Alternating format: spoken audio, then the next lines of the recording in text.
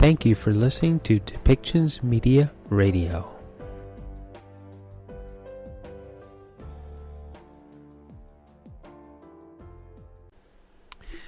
Welcome back to Depictions Media Radio. In 2019, near Field, BC, there was a train accident that claimed 3 rail workers. The national safety boards and directors have come to some conclusions about what happened and safety measures that should be taken in order to ensure the safety of rail workers. And the report is being claimed by government to be taken very seriously, and that they are claiming that they will come up with results and measures to help the safety of said workers. Along with that, we're going to hear criticisms about the climate actions that the Liberal government is taking, and is it going to be enough? Is it really action, or is it kind of an inaction where they're stalling instead of doing what it takes? Is the idea of carbon capturing really an adequate thing to do, or does something more need to happen, and slowing the production of oil and the oil sands in Alberta something that needs to be considered? Now, granted, at this time, with Putin raising the prices on oil and the need to find other sources to fuel, the tar sands issue becomes extremely important and very strategic. So we need to be careful about what is actually going on with the oil industry when we consider how much it costs to fuel up our vehicles here in North America. The other issue is, are we truly moving forward with alternative fuel sources and renewable energy sources, or are we dragging our feet and holding out because of the government only listening to one particular source instead of listening to as many sources as possible in order to produce policy? Is listening to the oil industries and the oil CEOs the way to go, or should there be other sources taken into account? Should taxes be levied against the same oil sectors because of their new record-breaking profits that have been seen because of the raising fuel prices when we look at the pumps when we are filling our vehicles? So there's a lot of questions to that. So let's listen to the question and answer period, as well as press releases that were made ahead of time.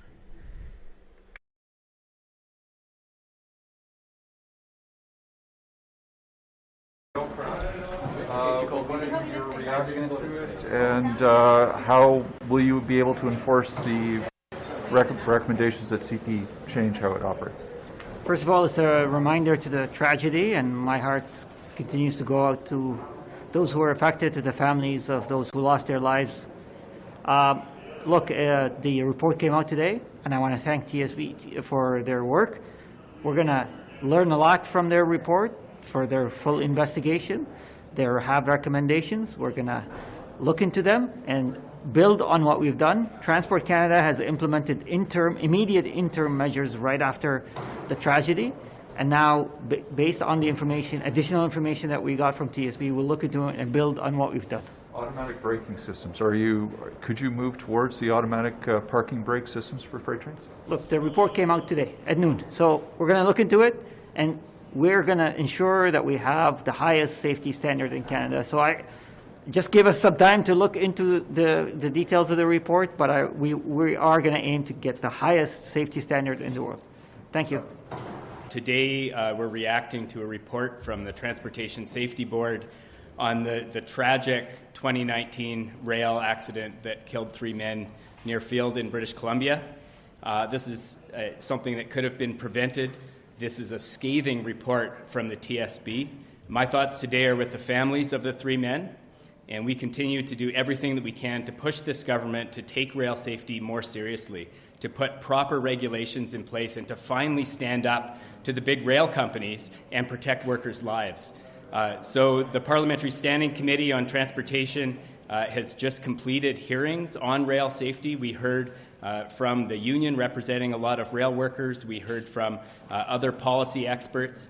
And the messages that we heard were very concerning. There are thousands of men and women who go to work every day in our country on these trains. They need a regulatory system, and they need rules in place that protect their lives in what can be a dangerous occupation. So that's what we're going to continue to fight for. Like I said, my thoughts today are with the families of those 3 men that lost their lives, and we'll keep pushing for better. Are there specific rules or changes you want to see made to make the system safe? Sure. So currently the federal government relies heavily on something called safety management systems. This is essentially self-regulation by the rail companies. We need a much more proactive approach with clear rules and enforcement, including compliance audits, inspections, that kind of thing, to make sure that the companies are actually living up to their promises and conducting the work in a way that's safe.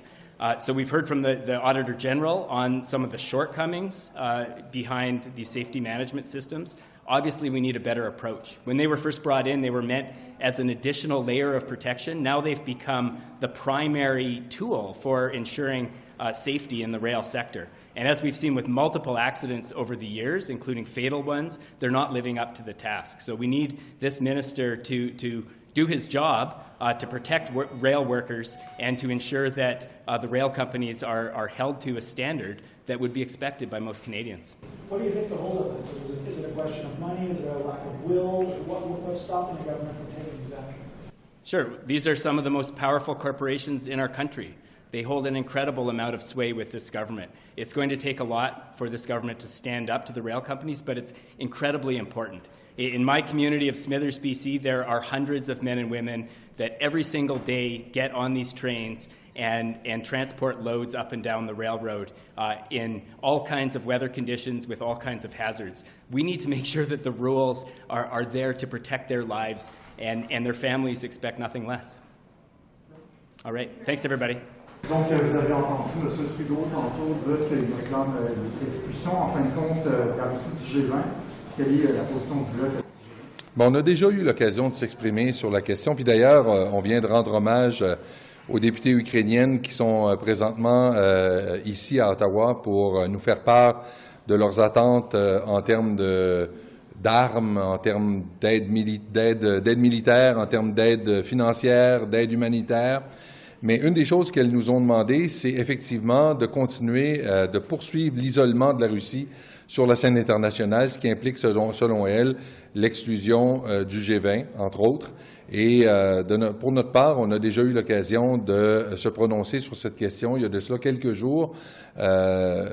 Nous pensons que la Russie n'a plus sa place au sein du G20. Maintenant, techniquement parlant, c'est une chose de le dire, c'en est une autre de le réaliser, considérant le fait que des pays comme la Chine risquent de s'opposer à l'exclusion de la Russie. Cela dit, on a déjà vu ce genre de situation, par exemple au niveau du Conseil de l'Arctique, où la Russie préside cette année. Alors, ce qui s'est passé, c'est que ce sont les autres pays qui sont tout simplement exclus pour faire en sorte que la Russie se retrouve toute seule. Alors, est-ce qu'on devra procéder de cette façon-là pour s'assurer que la Russie soit isolée, y compris au sein du G20? Bien, ça fera partie des négociations, des discussions avec les partenaires, parce que, évidemment, c'est le genre de choses qu'on ne peut pas accomplir seul au sein d'un groupe comme celui-là. En ce moment, ça regarde mal, là, on s'entend. Il y a la Chine pourrait s'opposer à ce qui est là dans une organisation où on fonctionne par consensus. Est-ce que vous suggéreriez que les autres pays s'excluent, comme vous le dites? Bien, c'est quelque chose, comme je le disais, qu'on a fait dans le cadre du Conseil de l'Arctique. C'est probablement une des stratégies qu'on devra envisager. Mais là, évidemment, le tout doit se faire en concertation avec les autres membres du G20, pardon. Ça ne peut pas se faire de façon unilatérale parce qu'on ne parviendra à rien si on ne fait simplement que des affirmations comme le fait le premier ministre qui ne s'accompagnent pas d'une concertation qui donne effet à ces paroles. Vous avez entendu M. Trudeau demander l'expulsion de G20 pour votre réaction? Au NPD, on est tout à fait d'accord avec cette mesure-là. Je pense que le régime du dictateur Poutine est en train de faire des crimes de guerre. Il y a des civils qui sont bombardés, des innocents qui meurent. Il faut avoir une stratégie d'isoler la Russie, de faire mal au régime Poutine puis aux oligarques. Ça fait partie de cette orientation-là. Mais nous, au NPD, on pense qu'on devrait aussi aller plus loin, exclure la Russie de l'OSCE, du Cercle de l'Arctique également, pour mettre le maximum de pression en ce moment, puis améliorer également notre système de sanctions. Il y a des compagnies comme Uranium One en Colombie-Britannique qui sont totalement la propriété du gouvernement russe, qui ne sont pas encore sanctionnées par le gouvernement fédéral. Alors, il y a des trous encore dans notre stratégie. Comment votre opinion a-t-elle évolué depuis une semaine? On a pu comprendre qu'il y a une semaine, il fallait envisager peut-être de faire ça, mais là, c'est ça qu'il faut faire. Bien, je pense qu'on a de plus en plus de témoignages de gens qui disent qu'est-ce qui s'est passé réellement à Mariupol, quelles sont les conditions de vie, les bombardements d'hôpitaux, de garderies, les bombardements du théâtre où il y avait des enfants. Donc, l'ensemble de ces informations-là font en sorte que, oui, on est d'accord sur le fait qu'il faut accélérer la pression, il faut en mettre un petit peu plus, puis ça, c'est un moyen que du bon sens, avec les éléments que je viens de vous dire, l'OSCE puis le Cercle de l'Arctique, qu'on devrait additionner aussi. Quoi vous attendez dans le budget de la semaine prochaine? Est-ce que c'est uniquement ce qui est dans l'entente, du moins ce qui a été communiqué de l'entente? Bien, on s'attend à avoir de l'aide aux gens, de l'aide vraiment concrète, tangible. Le coût de la vie augmente beaucoup. Les gens de la misère de payer leurs factures, de payer leur loyer. Alors, il va falloir que ce soit très, très clair qu'on est capable de rapidement verser de l'aide aux gens. Par exemple, on a négocié, le NPD, une augmentation de l'allocation d'aide au logement de 500 $. On veut voir ça dans le budget, évidemment. Que ce soit là ou pas, de toute façon, vous allez voter pour. Bien, vous savez, l'entente qu'on a avec les libéraux, c'est qu'il faut voir de manière pratique, concrète, que ce qu'on a négocié, ça se traduit dans les mesures budgétaires. Alors, on va voter pour, si ça va dans le sens de l'entente. On imagine qu'il y aura des éléments sur soins dentaires. Soins dentaires, c'est majeur pour nous. Hein. Ça serait tellement un progrès social formidable. Et il y a des marqueurs très clairs dans l'entente qu'on a avec le gouvernement libéral sur les choses qui sont à livrer cette année, l'année prochaine. Donc, cette année, c'est que les enfants de moins de 12 ans vont pouvoir aller voir le dentiste puis se faire rembourser les soins dentaires. Il faut que ça apparaisse dans le budget. Ça, c'est absolument incontournable. Puis l'année prochaine, on va vouloir voir les adolescents, les personnes aînées et également les personnes en situation de handicap. Je vous souhaite une excellente journée. Merci tout le monde. I'm here to respond to the report that was released today by Environmental Defense on the billions that are being spent to support the fossil fuel industry in Canada while not putting forward a credible plan on renewables. We know that the Prime Minister has just announced his climate strategy. Missing from that climate strategy, of course, was the promise on an emissions cap. But the plan is heavily predicated on the use of unproven carbon capture technology. Just a few months ago, over 400 climate scientists begged this government not to fall for the fantasy of carbon capture. We know that they've spent over about $6 billion on carbon capture so far, and it's only managed to take out 0.05% of emissions. And what carbon capture is being used for is actually to increase production. This is a failed strategy. The Prime Minister is well on his way to missing the 2030 targets, because by spending the billions that they're going to spend on carbon capture, it's also based on the promise that the Prime Minister is making in his climate strategy that they will be able to sell, quote, lower carbon oil on the international market. Canada's oil sector, the oil sands, have the highest some of the highest GHG emissions in the world, and it is a fantasy to say that we can spend billions on carbon capture to lower that so that we can then sell it and increase production. The planet is burning. The Canadian Association of Petroleum Producers have asked this government for $75 billion in carbon capture. Even if they get it, it will not be on stream for 6 to 8 years, which means we'll miss the 2030 targets. We're calling on the Prime Minister today to not fall for this strategy of false carbon capture for the oil sector, but to take the money that they're going to put into this and divert it into a clean energy economy where we know we have proven capacity to meet our targets through creating jobs in the clean energy sector. They're spending 14 times more on supporting the oil sector as it is than they are in renewables, and that is a failed strategy for workers, for families, and for the environment. Do you think that carbon capture should be abandoned altogether? Carbon capture can be used in certain areas. Certainly with the cement industry, it may play an important role. But what we've seen in the oil sector is that it is not capable of doing what it's promising. In fact, if we were going to spend that much money on it and it actually worked, we would still have the fact that we're increasing production by maybe upwards of 1.2 million barrels a day, which the government is predicting and supporting. That is all carbon. It's going to get burned someplace. If it's not burnt in Canada, it will be burnt in the United States, in China, or India. So they're using carbon capture not to diminish carbon, but to actually increase production. And that's why the question of where is the Prime Minister's emission cap? He promised it at COP26. It is nowhere. We have no credible strategy on the climate crisis because this government has missed every single target they've made. Without carbon capture, is there any way you think for the government to reach those targets that it set for itself?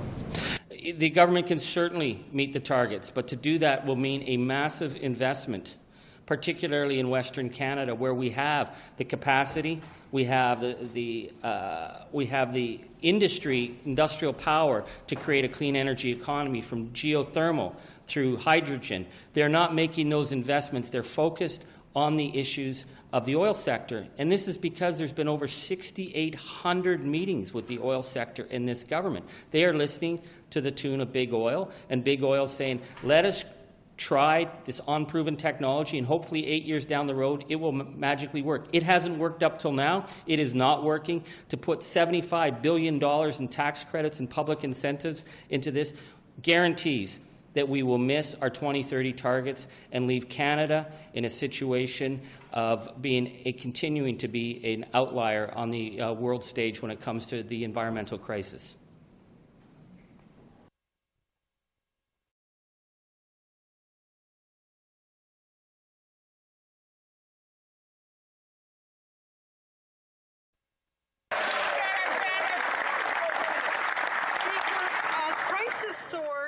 Debt climbs and Canadians suffer through the worst inflation in 30 years, many observers are saying Liberals have lost their way.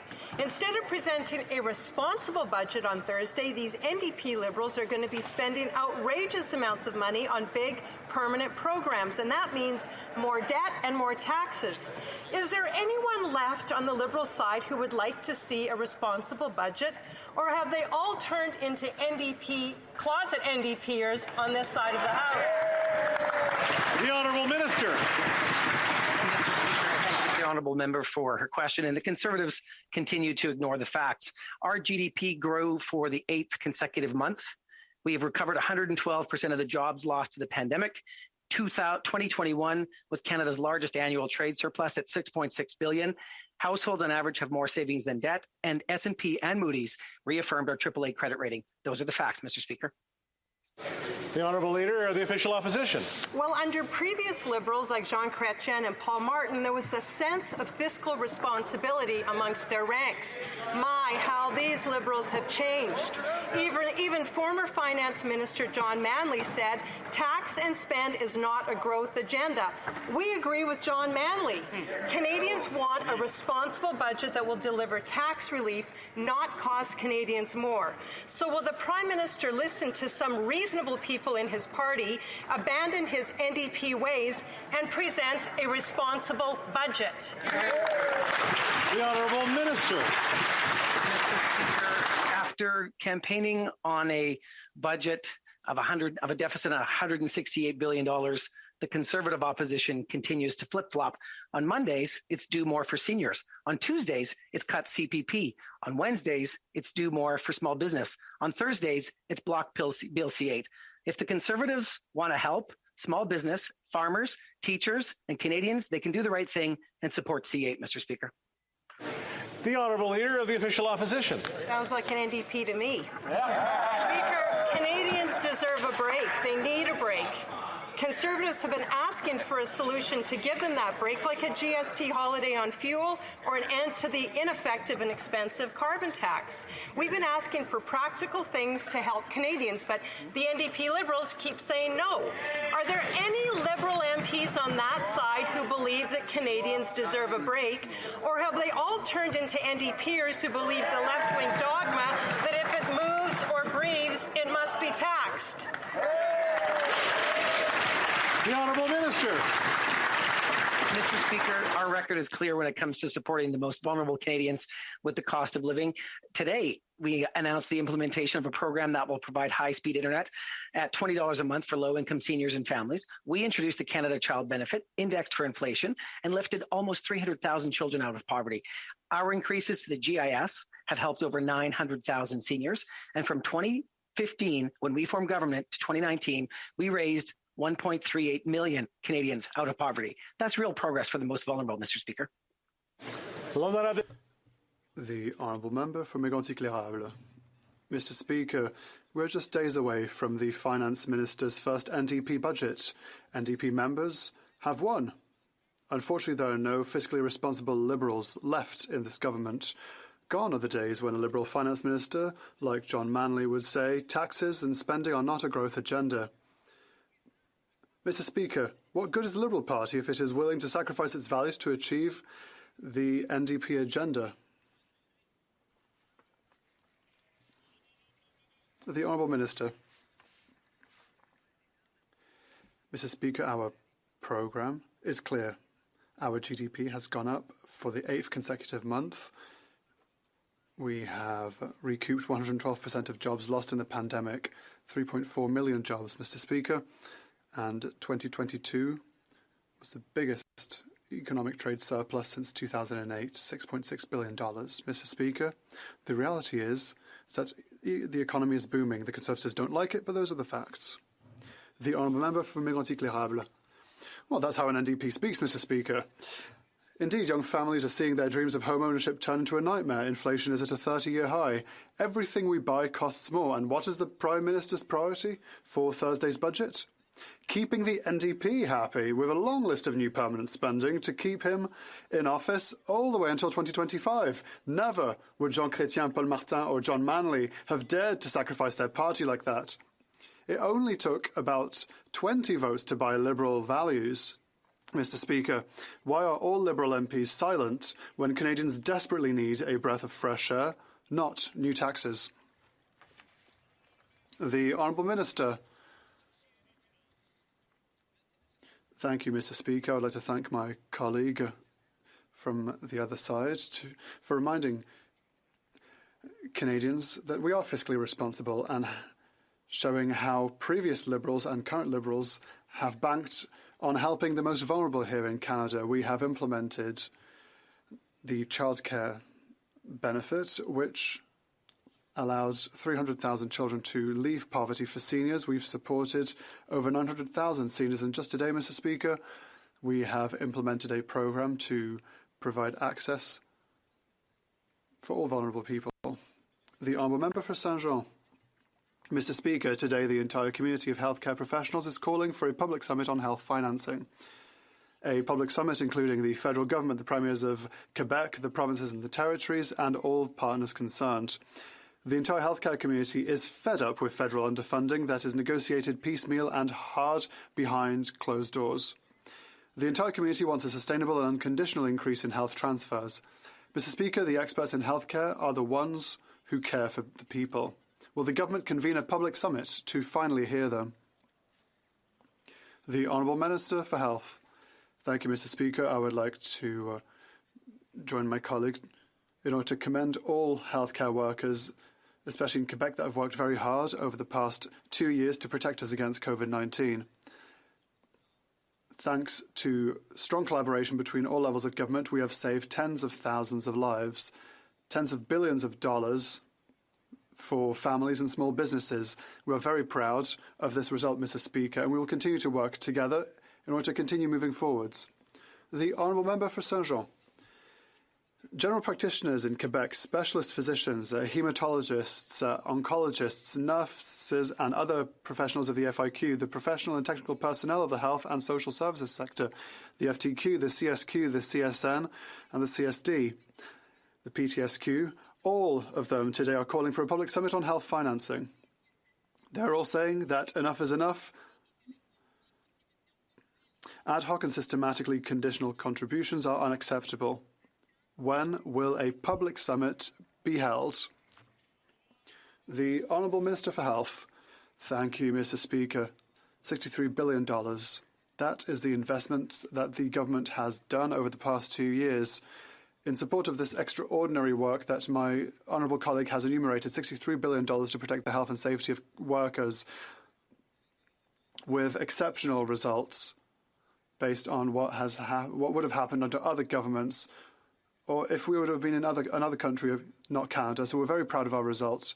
We look forward to working together in the months and years to come.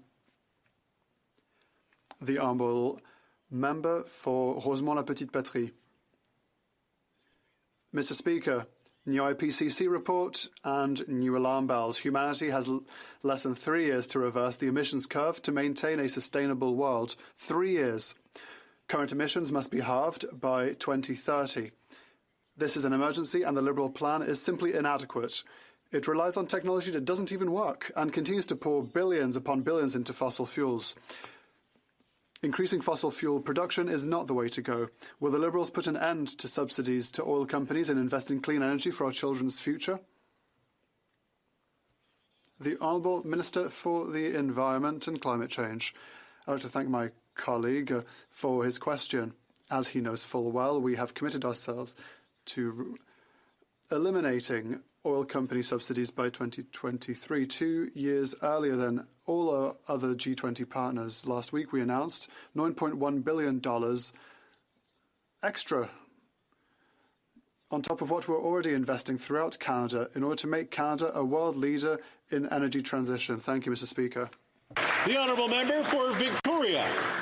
Mr. Speaker, today's IPCC report tells us we are racing towards climate disaster.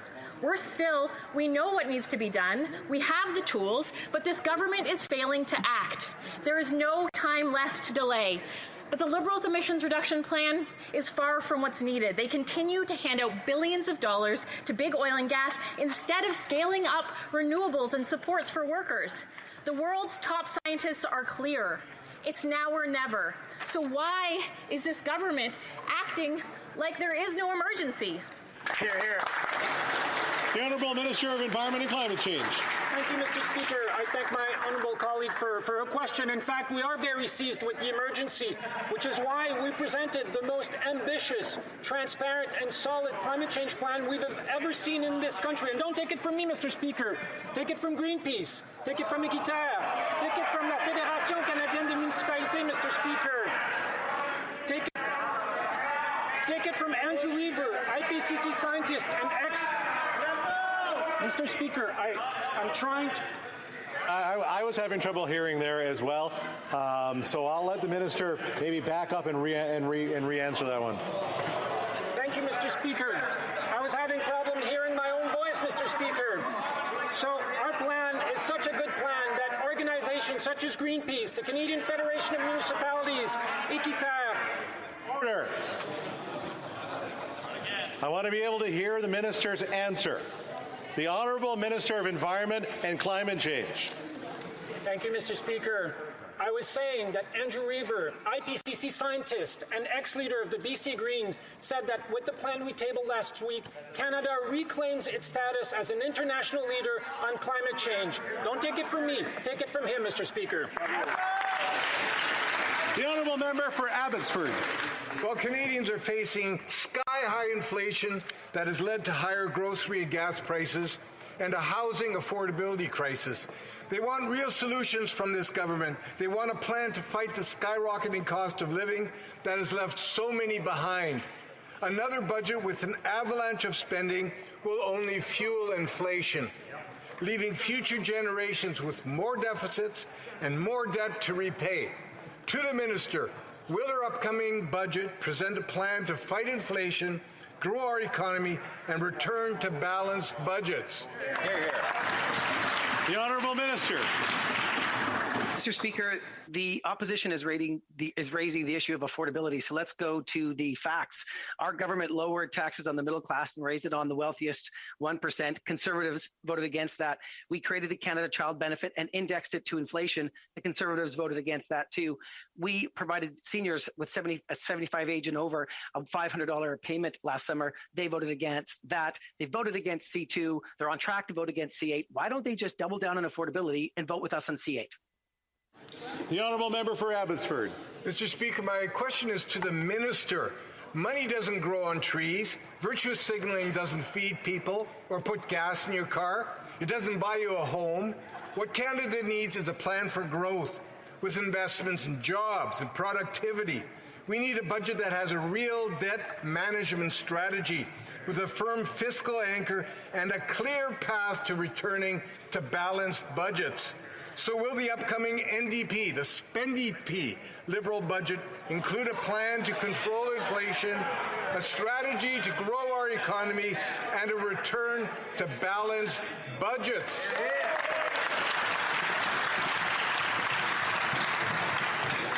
I want to be able to hear the questions and the answers here. The Honourable Minister of Families. Thank you, Mr. Speaker. Well, what I can share with the member opposite is a real plan to grow our economy. In fact, in every province and territory across this country, families now have access to reduced childcare fees. And in fact, Mr. Speaker, if women across Canada choose to enter the workforce at the same rate as women in Quebec did 25 years ago, that's 240,000 workers in this country able to join the economy, able to grow the economy. Mr. Speaker, we are committed to fiscal responsibility and we'll do just that. Thank you.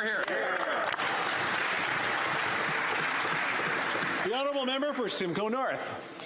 Mr. Speaker, last week the former parliamentary budget officer indicated this is not the environment in which you want to do deficit spending.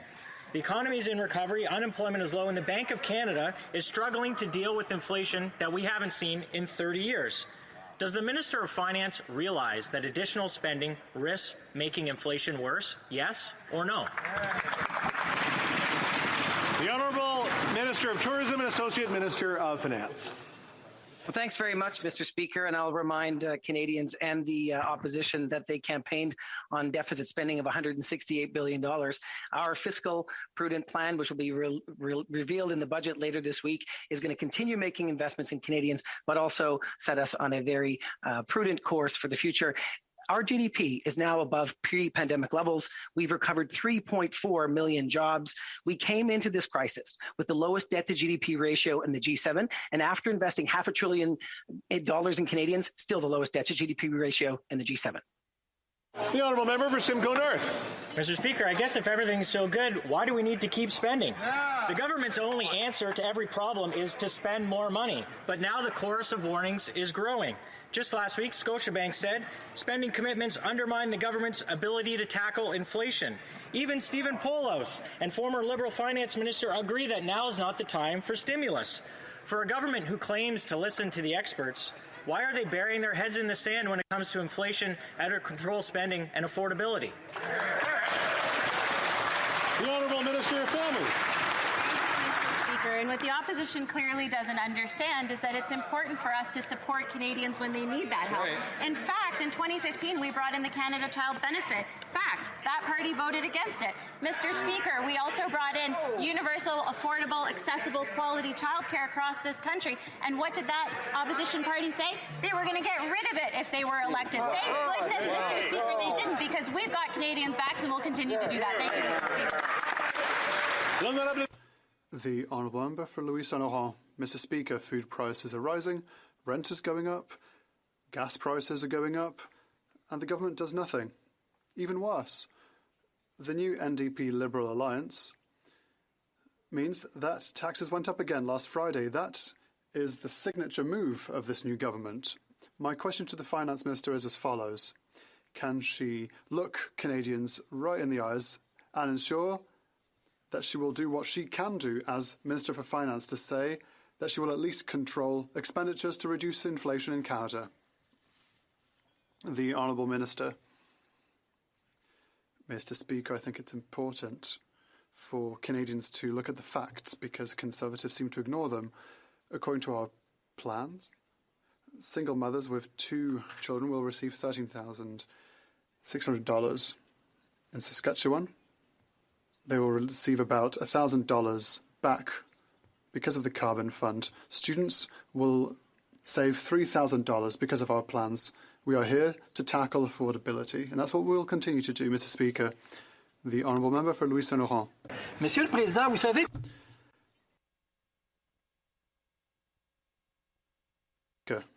In Quebec, we have a great expression, having both hands on the wheel. That's a good expression that we have in Quebec, but unfortunately with the new NDP Liberal government, what do we have? Well, we have 2 drivers on the same steering wheel. So what's the result? Well, it's 2 left hands on the steering wheel pulling to the left, 2 on the right pulling to the right. That's our new governance between the NDP and the Liberals. Can the Minister for Finance at least say one thing to Canadians? We will continue expenditures. The Honourable Minister. Mr. Speaker, during this period, the Government of Canada has been here for Canadians, families, seniors, regions, the environment.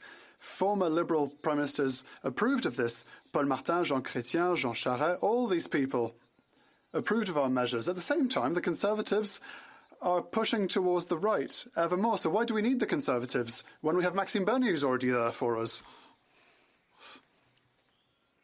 The Honourable Member for Jonquière. Mr. Speaker, today the entire community of Quebec healthcare workers is joining the Bloc Québécois in demanding a public summit on healthcare funding. The women and men who care for people have been warning us for a long time about the consequences of federal underfunding, but successive governments have not listened to them. The pandemic has tragically revealed these consequences. Today, the healthcare community would like to be heard. They are calling for a public summit to discuss a massive, sustainable and unconditional increase in health transfers. My question is very simple. Does the government accept this request? The Honourable Minister for Health. Thank you, Mr. Speaker. I'd like to thank my colleague for giving me the generous opportunity to give a bit more information on the matter. $2 billion is the announcement that we have made. $2 billion extra and unconditional dollars for provinces and territories to reduce waiting times for surgery, treatment and diagnostics, because we know how important it is for provinces and territories to do so, but also for all those who are being treated and who are waiting. The Honourable Member for Jonquière. Mr. Speaker, well, it's one thing for Ottawa to claim to know healthcare needs better than Quebec and the provinces, but that it claims to know them better than specialists, general practitioners, haematologists, oncologists, nurses, respiratory therapists, perfusionists, physiotherapists, orthotics, occupational therapists, psychologists and support staff. I could go on until tomorrow morning if you wanted, Mr. Speaker. I could enumerate all healthcare professionals who are denouncing the federal way of funding healthcare today. Will the government finally call them to a public summit to listen to and not dictate what their needs are? The Honourable Minister. Thank you, Mr. Speaker. And once again, I would like to sincerely thank my colleague for giving me even more time to speak. $1 billion for provinces and territories. We will be making an official announcement with all provinces and territories in order to take care of our seniors who have had such a difficult time, who have suffered a lot over the past 2 years. We know that this stress has also been a stress for all healthcare workers. They find it hard to find the resources to help our seniors, and we are very proud of this agreement. We look forward to talking about it even more. The Honourable Member for Montcalm. Mr. Speaker, today, those who speak out are the women and the men who care for people every day, every night. They ask to be listened to. They know exactly what they need. That is their job. They are not here today to play partisan politics. They are here to be invited to share their experience in a public summit on health funding. The real experts want to tell us how to care for our world properly, today and tomorrow. Why not seize their generous outstretched hand?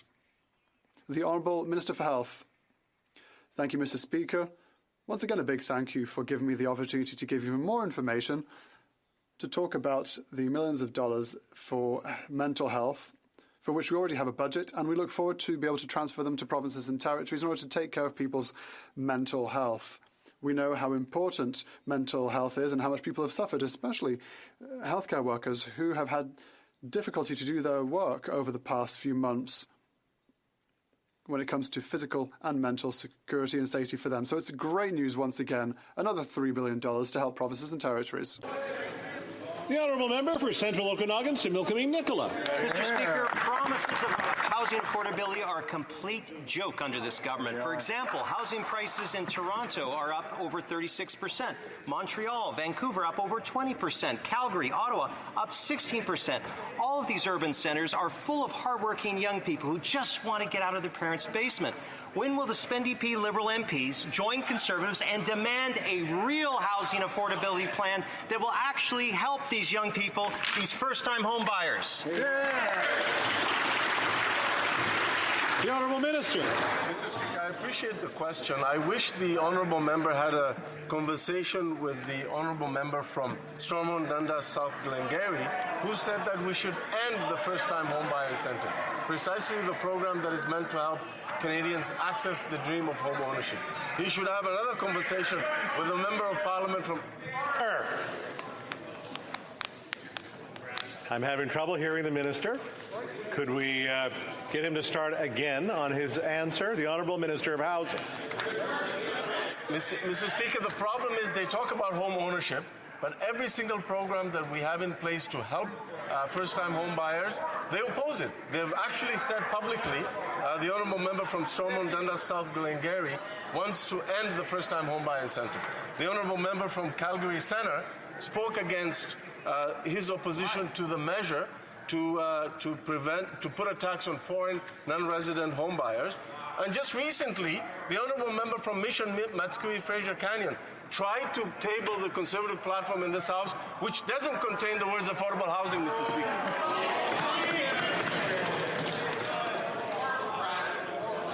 Ready? The Honourable Member for Edmonton Riverbend. Mr. Speaker, this minister continues to be obsessed by speeches given by my colleagues on this side of the House. So let me offer him another quote. Here's what the Mortgage Professionals of Canada said just last week. The government's well-intended first-time home buyers program is simply failing. Doesn't get more clear than that, Mr. Speaker. Canadians do not want to co-own their home with the government. So when will this minister scrap this failed program?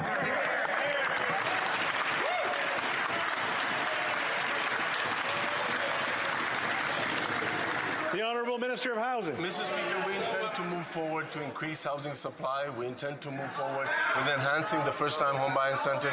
We intend to move forward to set up a first-time home buyer tax-free savings account to the tune of up to $40,000, and we intend to turn more Canadian renters into homeowners through an innovative and groundbreaking rent-to-own program, Mr. Speaker. The Honourable Member for Thornhill. Can't afford a home? Have you tried finding richer parents? That's what a billboard in Toronto read, and as sarcastic as it is, it gets your attention on the out-of-control state of our housing market. The cost of housing under this government has doubled since 2015, and Canadians who are lucky enough to own a home pay almost 50% of their income to service their mortgage. Shame. So does this minister have a plan for anyone without a trust fund trying to buy a house in this country, or is it just the CMHC bonuses that get his attention?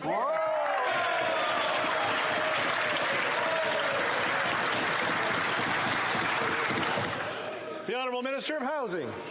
Maybe the Honourable Member should speak to her another colleague, the member from Simcoe North, who said that the government government should not be in the business of helping Canadians access their dream of home ownership, Mr. Speaker. What kind of party is this that can't get even the story straight? One day they talk about affordable housing, but it's not in their opposition motion or their Conservative Party platform. They talk about first-time home buyers, but they voted against it. They talk about the first-time home buyer incentive program, but they speak it down all the time. They have no credibility on this issue. We will do everything possible to make sure that we make every possible Canadian have access to a safe and affordable place to go home. The honourable member for Edmonton Strathcona. Mr. Speaker, women and children are being brutally murdered in Ukraine. 300 bodies have been discovered in a mass grave in Bucha, and more civilian bodies have been found in the street. Women, children, and seniors senselessly murdered. There have been reports of sexual violence perpetrated by Russian invaders against women and children as young as 10. Evidence of war crimes and crimes against humanity are everywhere. We need to do everything we can to stand up for human rights in Ukraine and around the world. Will the government call for Russia to be removed from the United Nations Human Rights Council? The Honourable Parliamentary Secretary. Thank you, Mr. Speaker. And I think I speak with all members of this House to express the outrage, the sadness and the horror as we watch scenes of civilians who have been killed in Ukraine. Let me be very clear. We believe this amounts to war crimes. We believe this amounts to crimes against humanity, and we will continue to take every step possible to hold Russia accountable for these crimes. We will go to the International Criminal Court. We will go with Ukraine to the International Court of Justice. We will stand with the people of Ukraine. The honourable member for Churchill, Kiwatanuk-Aski. Mr. Speaker, while Canadians are struggling to keep up with the rising cost of groceries and housing, the 6 largest Canadian banks recorded a profit of over $5 billion in the last quarter. Yet the Liberals are doing nothing to force these corporations to pay their fair share. CEOs are lining their pockets while people are struggling to pay rent. The Liberals must make a choice, stand with the majority of Canadians or their billionaire pals. When will the Liberals make billionaires pay by implementing a 3% surtax on their excess profits? The Honourable Minister. Mr. Speaker, I thank the honourable member for a question. Our government is committed to asking those who prospered during the pandemic to help a little bit more for those who did not. Our platform committed to raise corporate income taxes on the largest, most profitable banks and insurance companies and introduce a temporary Canada Recovery dividend because they have recovered faster. We are also working to implement a global minimum tax, and 136 OECD G20 framework members have already signed up. Honourable member for Fleetwood Port Kells. Mr. Speaker, regulations act as the rule book for how businesses operate, protecting consumers, the environment, and our health and safety. But over time, regulations can accumulate, become outdated, and result in barriers to innovation and growth. Can the President of the Treasury Board update the House on how the government is modernizing our regulatory system to improve Canada's ability to attract investment and growth-oriented businesses? The Honourable President of the Treasury Board. Thank you to my hardworking colleague of Fleetwood Port Kells for the question. Our regulatory system needs to be more efficient and less burdensome while maintaining protections for consumers, health, safety, and the environment. Mr. Speaker, the government tabled the second annual regulatory modernization bill. It reduces the administrative burden for businesses, simplifies overly complex rules, and let us do more online. It will support our economic recovery by helping businesses do what they do best and make it easier for Canadians to get things done. Thank you, Mr. Speaker. The honourable member for Kelowna Lake Country. Mr. Speaker, the NDP Liberal minister can try to sidestep the economic woes this government's high tax, high inflation policies are placing on new Canadians. But they know the truth. It's why when asked why they would not recommend Canada to future immigrants, the top 2 reasons were current government leadership and cost of living. We are in a labour crisis, and this government's fiscal policies are not helping. Will the NDP Liberal minister fix their fiscal policy mess so that Canadians and new Canadians are not driven out? The Honourable Minister. Mr. Speaker, I would caution the honourable member, as she seems not to be aware of the fact that Canada has one of the best fiscal positions of any developed economy in the world. We entered this pandemic with the lowest debt to GDP ratio of any G7 country, and our AAA credit rating has been reaffirmed by major credit rating agencies. I would point out as well, Mr. Speaker, that Canada this year, for the first time, has actually ranked first globally as the world's top destination of choice for newcomers who are thinking about leaving their country of origin. The measures that we have been putting in place are making a positive difference for our economy, and we're going to continue to make Canada the most welcoming place on earth for those who wish to seek new employment opportunities. The Honourable Member for Bellechasse-les-Échemins-Lévis. I'm going to repeat the question, Mr. Speaker. When newcomers were asked why they wouldn't recommend Canada as a destination to other future immigrants, 43% blame this government's leadership, Mr. Speaker, and another 35% blame the cost of living. Will the NDP Liberal Finance Minister commit to fixing her inflationary, stifling tax policy, which is such a disaster that many Canadians and even new Canadians are thinking of looking elsewhere? The Honourable Minister. Mr. Speaker, it's an interesting frame that the member uses when she puts it on the floor of the House of Commons. If you ask the group of workers around the world, any country that they would like to come to explore new economic opportunities, the number one choice they will make is Canada. This is something we should be extremely proud of. Canada is winning the global race for talent. The only question I constantly ask myself is how can we increase the margin by which we are winning it? We know that we've created economic conditions that has not only seen our economy rebound with more than 112% of the jobs lost during the pandemic come back, but with many job vacancies for newcomers to fill, which sustains work for them. The Honourable Member for Mission Masquefe, Fraser Canyon.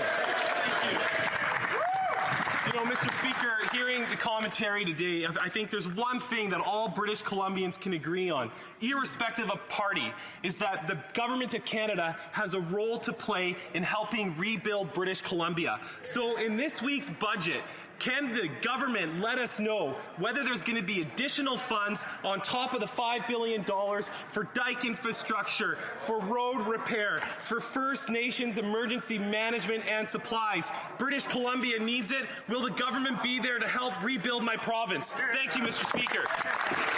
The Honourable Minister. Thank you, Mr. Speaker, and I'd like to thank the member for an important question and for his advocacy on behalf of his constituents. Mr. Speaker, right from the beginning of the terrible floods that took place in British Columbia, we've been there working with the people of British Columbia, with the provincial government and with local authorities as well. Mr. Speaker, we've already committed $5 billion to that rebuild, and the work is ongoing with municipalities, with the people impacted by the floods, and with the province and Indigenous communities in order to make sure the federal government will be there for the people of British Columbia. The Honourable Member for Beauce. Mr. Speaker, producers and processors working under the supply management sector are waiting for compensation. And there were conditions imposed. We need to protect our food sovereignty. We need to ensure that our farmers and producers are fully compensated with the implementation of CUSMA. Will Budget 2022 finally allocate funds needed to compensate supply-managed producers under CUSMA, yes or no? The Honourable Minister of Agriculture. Thank you, Mr. Speaker. My colleague is aware that we have already committed $2 billion for dairy farmers for compensation under the agreements with Europe and the Trans-Pacific area. They know the amount they will get in 2023, and our commitment for the agreement with the U.S. and Mexico is to give all the details over this first year. Thank you, Mr. Speaker. The Honourable Member for Avignon, Matane-Matapédia. Mr. Speaker, we have 3 years to ensure a viable future for our planet. That is what the IPCC report has said this morning. 3 years to cap greenhouse gas emissions and then cut them by at least 48% by 2030. However, in the plan presented by the minister last week, there are still no targets for caps on fossil fuels, not for production nor on emissions, where he had promised to do so. We have 3 years to take action, and the minister's plan leaves us still on the drawing board. Time is running out. Will the minister get back to that drawing board? The Honourable Minister. Mr. Speaker, in my hand, I have the Greenhouse Gas Emissions Plan of Canada on page 104. 104, Mr. Speaker, if I quote the report. The minister is going to quote something that's in the plan. It's not a prop at the present. On page 104 of the plan, we can see that the oil and gas sector has projections of cuts. So this is the most ambitious in the sector. Our plan is a serious, solid plan. It will allow us to achieve our objectives. Thank you, Mr. Speaker.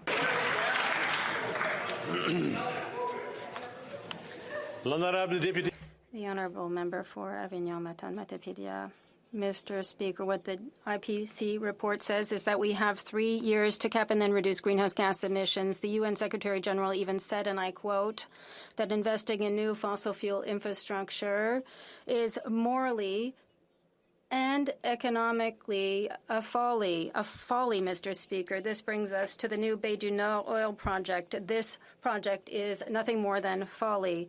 The minister would approve 1 billion barrels of oil over 30 years when we have only 3 years to take action. This would completely undermine the credibility in the plan presented last week. So will it be a yes or no for Bay du Nord?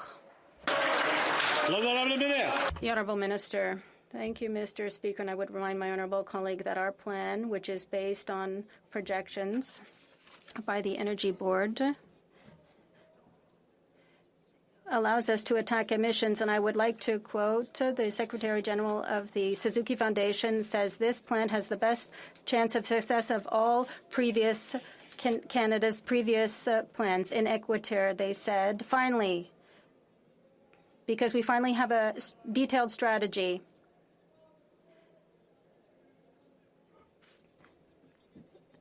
It was all or nothing. The minister said all. We're working to promote the environment. I am waiting. Is everyone ready? Yes? Good. For Brandon Souris. Speaker, in the last Parliament, the Liberals defeated or voted against the Conservative bill to introduce the carbon capture tax credit to reduce greenhouse gas emissions. Now, the NDP Liberals are agreeing with Conservatives about the technology's potential and are prepared to introduce such a tax credit themselves. Why did it take the NDP Liberals over a year to consider our proven Conservative solution to this environment concern? The Honourable Minister.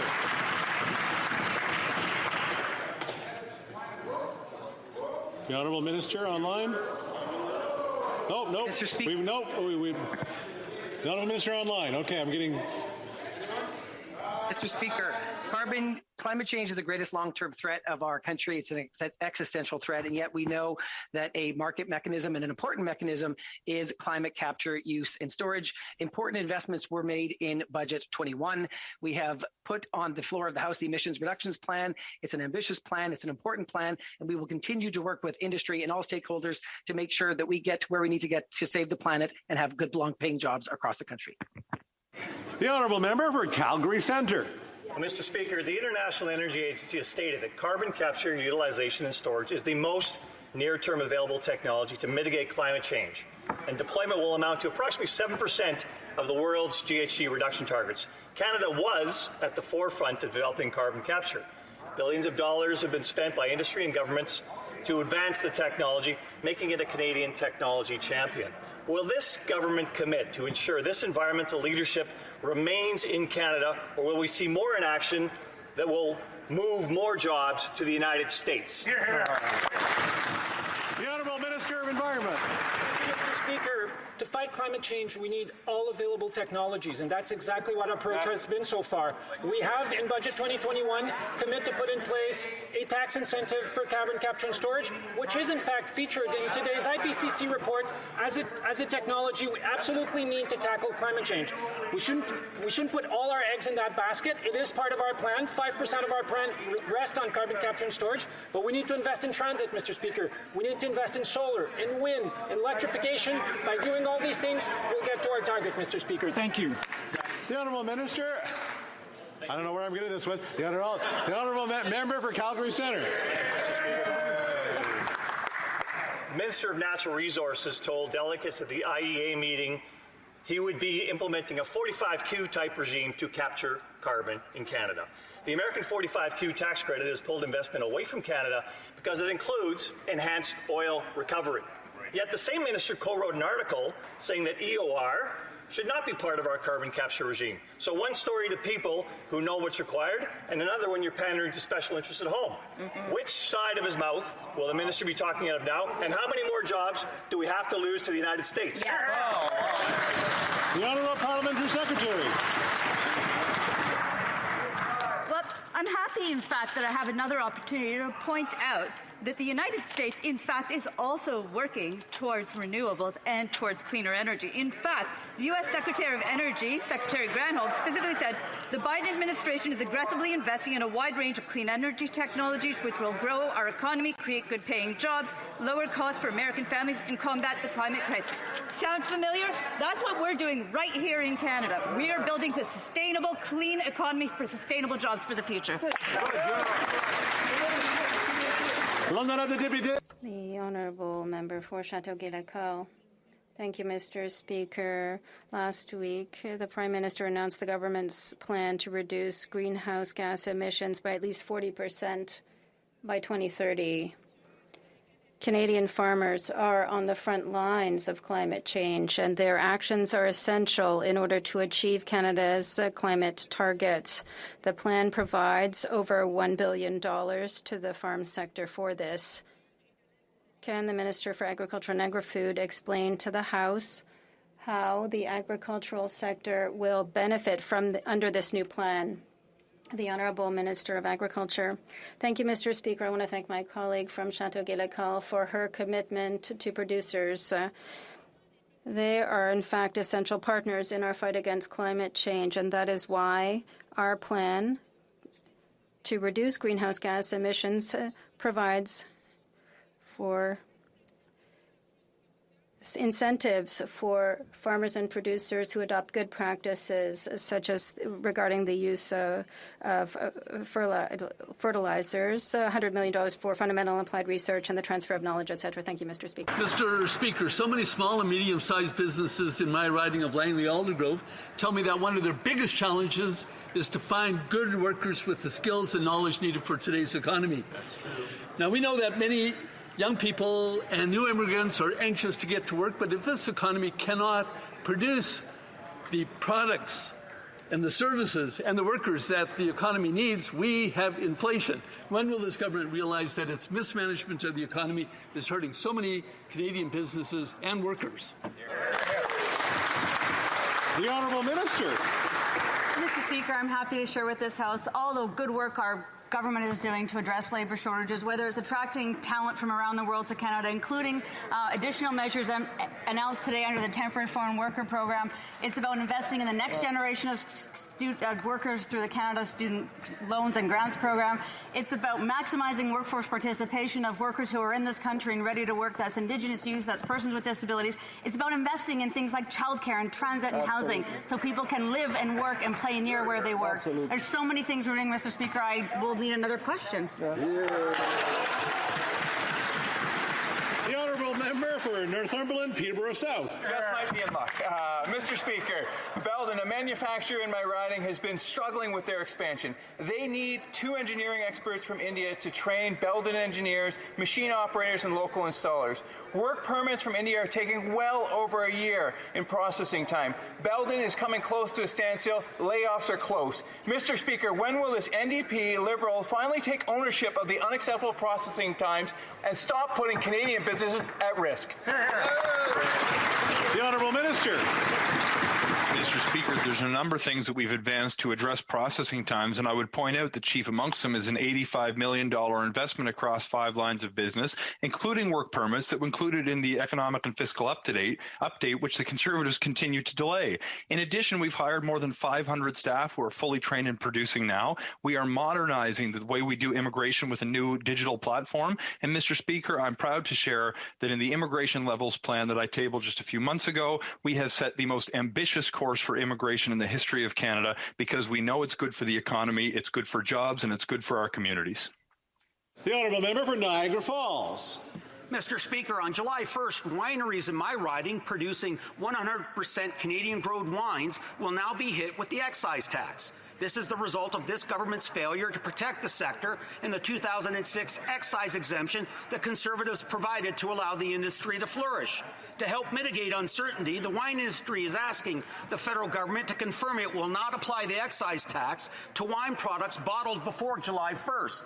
Will the NDP Liberals commit to not taxing 100% Canadian-made wine products produced before July 1st?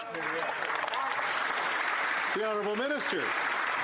Mr. Speaker, I thank the honourable member for his question and value the great contribution that the wine industry makes to Canada and to the tourism sector. I can also say that for the craft beer industry, like other taxes and benefits, the alcohol excise duty rate is automatically adjusted each year due to inflation, and this is the right approach, and it provides certainty and predictability, and it's to ensure the fairness of our tax system for all Canadians. The increase is less than 1/5 of a penny per can of beer, and there are specific measures taken into consideration when it comes to the wine industry.